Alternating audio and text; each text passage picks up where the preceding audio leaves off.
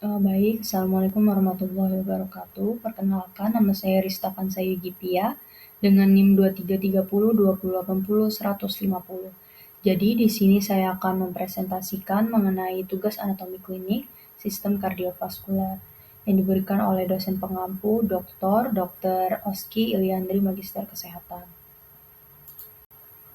Pertama-tama di sini saya akan menjelaskan terlebih dahulu mengenai anatomi dari jantung. Jantung itu sendiri merupakan suatu organ berongga dan juga berotot yang berukuran sekepalan tangan. Nah, organ ini terletak di rongga toraks sekitar garis tengah antara sternum di sebelah anterior dan juga vertebra di bagian posterior. Secara fungsional sendiri, jantung itu dibagi menjadi alat pompa kanan dan juga alat pompa kiri yang memompa darah menuju paru-paru dan juga peredaran darah sistemik. Jika kita lihat dari gambar sendiri, di sini terlihat anatomi dari jantung, itu ada terdapat atrium kanan, atrium kiri, kemudian ventrikel kanan, ventrikel kiri, terlihat juga seperti vena cava superior, vena cava inferior, kemudian arcus aorta, dan juga berbagai macam katup. Di sini terlihat seperti katup bikuspid, katup trikuspid, kemudian ada katup pulmonary semilunar, katup aortic semilunar, dan juga di sini terlihat berbagai macam arteri dan juga vena. Kemudian di sini saya akan membahas mengenai fisiologi dari jantung. Nah, dalam keadaan normal sendiri, jantung itu darah itu mengalir secara terus-menerus dari vena-vena besar menuju ke atrium. Sekitar 75% dari darah itu nanti akan mengalir langsung melewati atrium dan masuk ke dalam ventrikel, bahkan sebelum ventrikel itu berkontraksi. Nah, selanjutnya kontraksi dari atrium ini biasanya menyebabkan tambahan pengisian atrium sebesar 25%. Kemudian jika kita lihat dari tanda panah itu sendiri, itu merupakan arah dari aliran darah. Nah, bisa diperhatikan itu tempat darah teroksigenasi bercampur dengan darah terdeoksigenasi. Nah, jika dilihat itu dari hati, vena cava inferior, kemudian ke atrium kanan, atrium kiri, dan nanti di muara ductus arteriosus ke dalam aorta descendens. Selanjutnya di sini saya akan membahas mengenai suatu penyakit yaitu gagal jantung. Jika dilihat dari slide sendiri itu gagal jantung itu merupakan suatu sindrom klinik kompleks yang disebabkan oleh disfungsi ventrikel berupa gangguan pengisian atau kegagalan pompa jantung sehingga tidak dapat memenuhi kebutuhan metabolisme tubuh. Nah, dari beberapa sumber lain juga gagal jantung ini didefinisikan sebagai ketidakmampuan jantung untuk memompa darah dalam jumlah yang cukup untuk nanti memenuhi kebutuhan jaringan terhadap oksigen sehingga metabolisme itu mengalami penurunan. Selanjutnya di sini terlihat ada etiologi dari gagal jantung. Nah, secara umum penyebab gagal jantung itu dikelompokkan seperti yang terlihat pada slide. Itu yang pertama ada disfungsi miokardium atau kegagalan miokardial. Kemudian ada volume. Jadi untuk volume ini etiologinya bisa seperti defek septum atrial, defek septum ventrikel, maupun ductus arteriosus patent. Kemudian untuk tekanan, contoh-contohnya sendiri seperti stenosis aorta, stenosis pulmonal, maupun koartaksi aorta.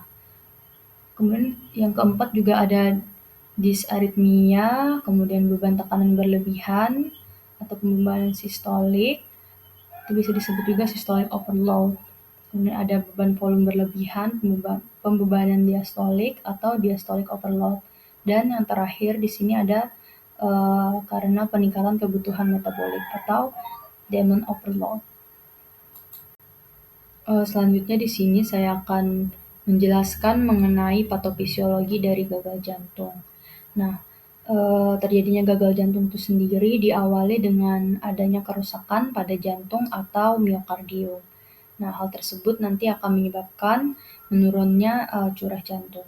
Bila curah jantung ini tidak tercukupi untuk memenuhi kebutuhan metabolisme, maka jantung ini akan memberikan respon mekanisme kompensasi untuk mempertahankan fungsi jantung agar nanti tetap dapat memompa secara adekuat. Nah, bila mekanisme tersebut telah secara maksimal digunakan dan juga curah jantung normal tetap tidak terpenuhi, maka nanti akan timbul gejala gagal jantung. Untuk mekanismenya sendiri itu terdapat 3 mekanisme primer yang dapat dilihat dalam respon kompensatorik. Nah, yaitu ada meningkatnya aktivitas adrenergik simpatis, meningkatnya beban awal akibat aktivitas sistem renin, angiotensin, aldosteron, dan juga hipertrofi ventrikel. Menurunnya volume jantung ini akan membangkitkan respon simpatik kompensatorik yang akan merangsang pengeluaran nanti katekolamin dari saraf-saraf adrenergik jantung dan juga medula adrenal. Kemudian untuk denyut jantung dan kekuatan kontraksi nanti akan meningkat untuk menambah curah jantung. Selain itu juga terjadi vasokonstriksi arteri perifer untuk menstabilkan nanti tekanan dari arteri dan juga redistribusi volume darah untuk mengutamakan perfusi ke organ vital seperti jantung dan otak. Seperti pada gambar sendiri, untuk aktivasi sistem renin, angiotensin, aldosteron sendiri nanti akan menyebabkan retensi air dan juga natrium oleh ginjal yang nanti meningkatkan volume ventrikel dan juga regangan serabut. Nah, peningkatan beban awal ini akan menambah kontraktilitas miokardium sesuai dengan suatu mekanisme yang disebut Frank-Starling atau Frank-Starling. Nah, kemudian untuk respon kompensatorik yang terakhir pada gagal jantung itu adalah hipertrofi miokardium atau bertambahnya ketebalan otot jantung. Nah, hipertrofi ini nanti dia akan meningkatkan jumlah sarkomer dalam sel-sel miokardium. Nah, sarkomer itu dapat bertambah secara paralel ataupun serial nanti bergantung pada jenis beban hemodinamik yang mengakibatkan pada akhirnya juga gagal jantung. Selanjutnya di sini saya akan membahas mengenai tanda dan gejala gagal jantung. Seperti yang dilihat, gagal jantung itu sendiri gejalanya bisa dibagi menjadi 2, yaitu gagal jantung kiri dan juga gagal jantung kanan. Nah, untuk gagal jantung kiri sendiri itu ada keluhan seperti perasaan badan lemah, cepat lelah, berdebar-debar, sesak napas, batuk, anoreksia, keringat dingin, batuk maupun batuk berdarah, fungsi ginjal menurun. Kemudian untuk gejala gagal jantung kanan itu ada edema, anoreksia, mual, adanya asites maupun adanya sakit di daerah perut. Selanjutnya di sini juga terlihat ada pemeriksaan diagnostik. Nah, pemeriksaan ini digunakan untuk mendiagnosis adanya gejala gagal jantung.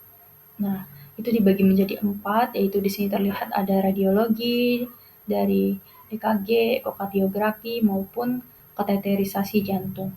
Nah, yang pertama untuk radiologi sendiri itu bisa ditemukan seperti bayangan hili paru yang tebal dan melebar, kepadatan makin ke pinggir berkurang. Kemudian ada lapangan paru bercak-bercak karena adanya edema, kemudian distensi pana paru, hidrotoraks maupun pembesaran jantung. Nah, kemudian untuk EKG sendiri yang dapat ditemukan itu adalah kelainan primer jantung seperti iskemik, hipertrofi ventrikel maupun gangguan irama, dan juga tanda-tanda faktor pencetus akut seperti infark miokardium maupun emboli paru. Selanjutnya untuk ekokardiografi ini digunakan untuk mendeteksi gangguan fungsional serta anatomis yang menjadi penyebab dari gagal jantung itu sendiri. Dan yang terakhir untuk kateterisasi jantung itu pada jantung kiri bisa didapatkan 10 mmHg ataupun pulmonary arterial wedge pressure yang lebih dari 12 mmHg dalam keadaan istirahat. Kemudian curah jantung juga lebih rendah, 2,7 liter per menit per meter kuadrat luas permukaan tubuh.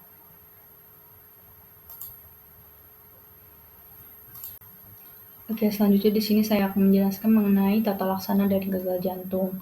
Nah, di sini pertama-tama saya akan menjelaskan mengenai tata laksana non farmakologinya terlebih dahulu. Oke, yang pertama di situ terlihat ada manajemen gagal jantung berbasis tim multidisiplin atau klinik gagal jantung. Nah, itu maksudnya sendiri merupakan suatu program yang nanti bertujuan untuk menurunkan angka rawat ulang akibat gagal jantung dan juga kematian kardiovaskular yang tersusun dalam suatu klinik gagal jantung. Kemudian untuk rehabilitasi jantung sendiri itu merupakan suatu intervensi yang kompleks, multikomponen yang meliputi latihan fisik, promosi aktivitas, edukasi kesehatan, manajemen risiko kardiovaskular, dan juga dukungan psikologis yang dilakukan secara personal. Kemudian untuk manajemen perawatan mandiri itu manajemen yang didefinisikan sebagai tindakan yang nanti bertujuan untuk menjaga stabilitas fisik, menghindari perilaku yang dapat memperburuk kondisi, dan juga mendeteksi gejala awal perburukan gagal jantung. Selanjutnya ada pemantauan berat badan mandiri. Nah, jadi pasien itu harus memantau berat badannya secara rutin setiap hari. Jika terdapat kenaikan berat badan lebih dari 2 kg dalam 3 hari, nanti pasien itu harus menaikkan dosis diuretik atas dasar juga pertimbangan oleh dokter. Dan yang terakhir itu ada asupan cairan restriksi.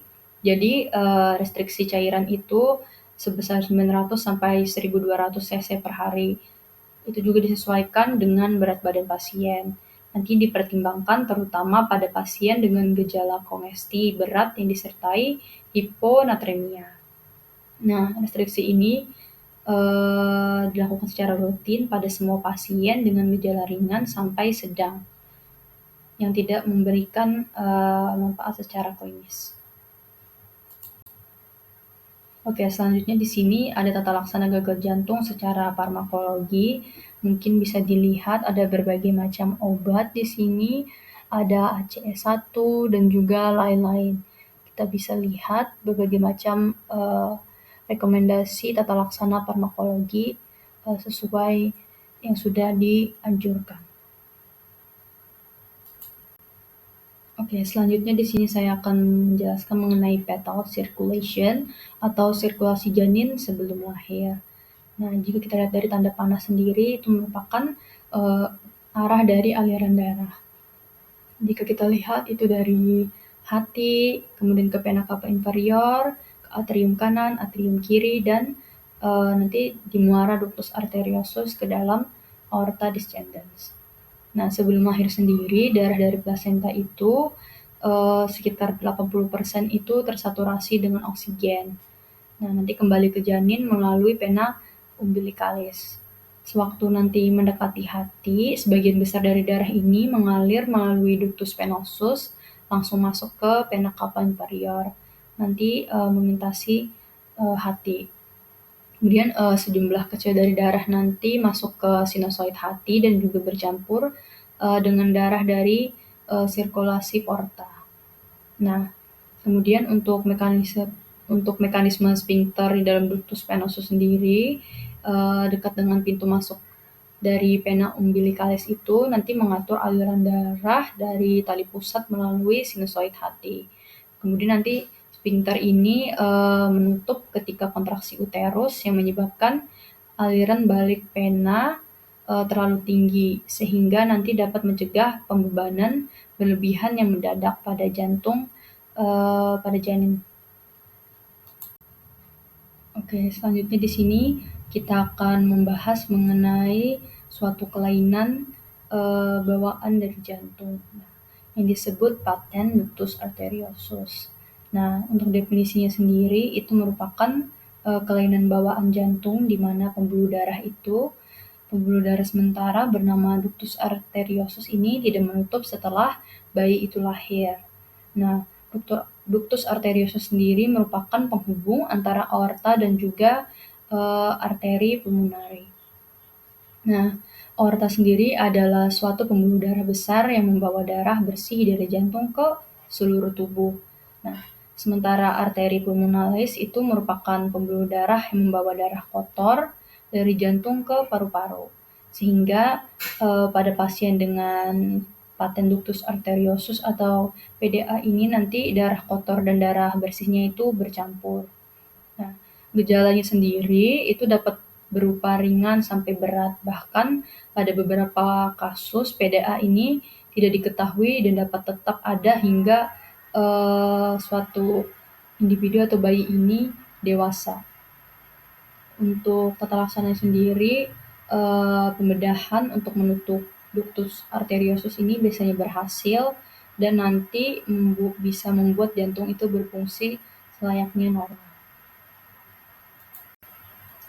Selanjutnya di sini ada mekanisme penutupan ductus arteriosus. Dari gambar sendiri, untuk gambar A sendiri itu adalah ductus arteriosus pada bayi baru lahir. Kemudian untuk gambar yang B itu merupakan ductus arteriosus paten abnormal pada bayi berusia 6 bulan. Kemudian untuk yang C itu ada ligamentum arteriosum pada bayi berusia 6 bulan. Nah, untuk penutupan ductus arteriosus sendiri itu terjadi oleh kontraksi dinding ototnya sendiri yang terjadi hampir segera sesudah bayi itu lahir. Nah, hal ini diperantai oleh bradikinin, yaitu suatu zat yang dilepaskan dari paru selama permulaan pengembangan paru. Nah, obliterasi anatomis sempurna akibat proliferasi tunika intima itu diperkirakan membutuhkan waktu 1 hingga 3 bulan. Nanti yang pada akhirnya orang dewasa sendiri itu ductus arteriosusnya mengalami obliterasi yang akan membentuk ligamentum arteriosum. Seperti yang sudah saya jelaskan tadi, seharusnya ductus arteriosus itu menutup di saat dia lahir. Nah, pada beberapa kasus ada terjadi ductus arteriosus paten, itu salah satu abnormalitas yang paling sering terjadi pada pembuluh darah besar, terutama pada bayi prematur. Nanti yang dapat muncul dalam bentuk abnormalitas tunggal atau dapat menyertai cacat jantung lainnya. Secara khusus sendiri, defek yang menyebabkan perbedaan besar antara tekanan aorta dan pulmonal dapat mengakibatkan nanti peningkatan aliran darah melalui ductus arteriosus yang mencegah penutupannya secara normal. Oke, baik. Selanjutnya di sini saya akan menjelaskan mengenai tetralogy palate. Nah, dari gambar sendiri, untuk gambar A sendiri sebelah kiri itu bisa dilihat itu merupakan pandangan di bagian permukaan. Nah, untuk yang B itu bisa dilihat merupakan 4 komponen defek, yaitu ada stenosis pulmonal, overriding aorta, defek septum interventrikular, dan juga hipertrofi ventrikel kanan. Nah, untuk tetralogy palate sendiri itu merupakan abnormalitas regiokonotruncal yang paling sering terjadi yang disebabkan oleh pembelahan konus yang tidak seimbang akibat dari pergeseran septum konotruncal ke anterior. Nah, pergeseran septum ini nanti menyebabkan 4 perubahan kardiovaskular. Yang pertama itu ada regio saluran aliran keluar ventrikel kanan yang sempit atau stenosis infundibular pulmonal. Kemudian yang kedua ada defek yang besar di bagian septum interventrikular, dan yang ketiga ada overriding aorta yang timbul tepat di atas defek septum, dan yang keempat atau yang terakhir ada hipertrofi dinding ventrikel kanan akibat tekanan yang lebih tinggi di sisi kanan. Nah, tetralogy palate ini yang tidak fatal terjadi pada 9,6 atau 10.000 banding 10.000 kelahiran pada bayi baru lahir. Oke, selanjutnya di sini saya akan menjelaskan mengenai septal defect. Nah, untuk septal defect sendiri dari gambar itu bisa terlihat sebelah kiri itu merupakan, atau gambar A itu merupakan anatomi jantung normal. Sementara yang bagian B itu terlihat, yaitu ada terlihat defek septum ventricle, yaitu defek tersendiri di pars membranesia septum intraventrikular. Jadi darah dari ventrikel kiri ini mengalir ke ventrikel kanan melalui foramen intraventrikular. Nah, untuk defek septum ventricle sendiri atau VSD atau ventricular septal defect ini mengenai pars membranesia atau pars muscularis septum